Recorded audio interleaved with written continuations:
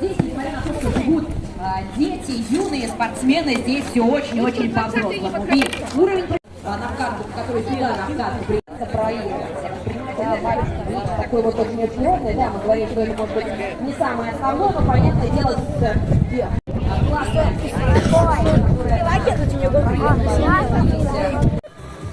Так, первый участник, 11-12 лет, дистанция 3 километра 600 метров, один круг, километр 200 метров. Чепров, Республика Саха-Якутия. Я пропустила сторону, это Кемеровская. Прежде чем перейти к тому, чтобы оценивать работу спортсменов на огневом рубеже, успеем познакомиться, ну если не со всеми, то и не техника.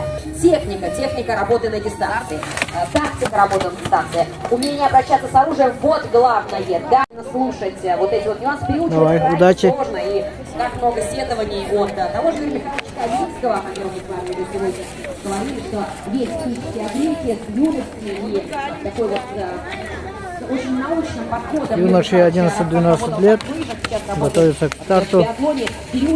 Дистанция 3 километра 600 метров. Чем лучше тренеры научат стоять на лыжах сейчас, обращаться с винтовкой сейчас, тем проще будет тренерам сборной. Я верю, что кто-то с кубка туда обязательно растет. Да уже приходит работать уже под каждую, зарабатывает спиной, умница. Все стараются, все молодцы. И на самом деле недавно, что такое победа, он прекрасно знает. Бывают и промахи. Но как с ними справляться, Дим тоже хладнокровно умеет. Так что Дмитрий Путинцев и такая классная связочка бурятская у нас. Послушать Дим, свою честь дальше как раз начались эти санкции международные. То есть последние спортсмены, кто высоко поднимался так на международных соревнованиях, это слушал Дим. Так вот Никита Денисов, он сын призера чемпионата мира. Детали Денисова, я думаю, что многие, если не дети, то тренеры помнят этого прекрасного лыжника, очень долго в сборной команде России был. Никита, на самом деле, начинал тренироваться в обычной школе, учитель физкультуры, только потом папа подключился к тренеру. Папа, Иркутская область, за счет Безугова. Ну а мы помним, да, вот хотела сказать, что там Дим Путинцев должен появиться. Дим Путинцев не только появился, он уже отстрелял и отстрелял чисто. Дима Путинцев становится новым лидером. 22 секунды Захара Поликарпова сейчас уже выигрывает. Классная. Один разочек ошибся, но все равно выигрывает. Выигрывает у Хмура достаточно много. 35. Так, кто у нас? Кстати, у нас успел проскочить и Сергей Рудых. Вот ждала, отвлеклась на старт и забыла. У Гудсона, ну да, не Гудсона, к сожалению, промахи. Он достаточно далеко. А вот Рудых справился с работой на огневом рубеже. Проигрывает только Путинцеву 20 в компоненте. Так, Ярослав Николаев на дистанции 121. 122 номер это Иван Плегонтов. Республика Саха-Якутия. Дальше какая? Давайте смотреть.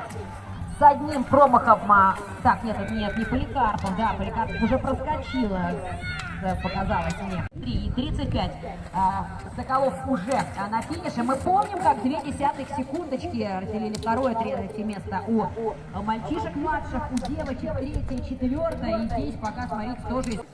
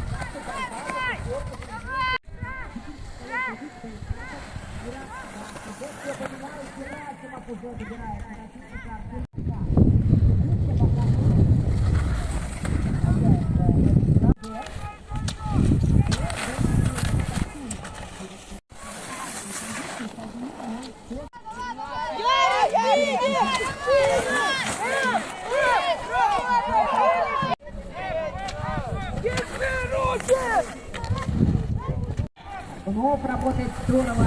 Миронов, Полита бьются. Тоже в качестве неправильно. Четко выполняют задание. Не получилось зацепиться. Пока только 8-й результат. Радуется этому Всеволод Надымов, который на данный момент сохраняет 6-ю строчечку. Но прежде чем с этим его поздравлять, давайте Кожемякина на финише дождемся. От Глеба Ивакина, конечно, поддерживаем. Но здорово сейчас предлагается уклон, как раз сериал идеально. Так же, как и Захар Поликарпов. Запустил.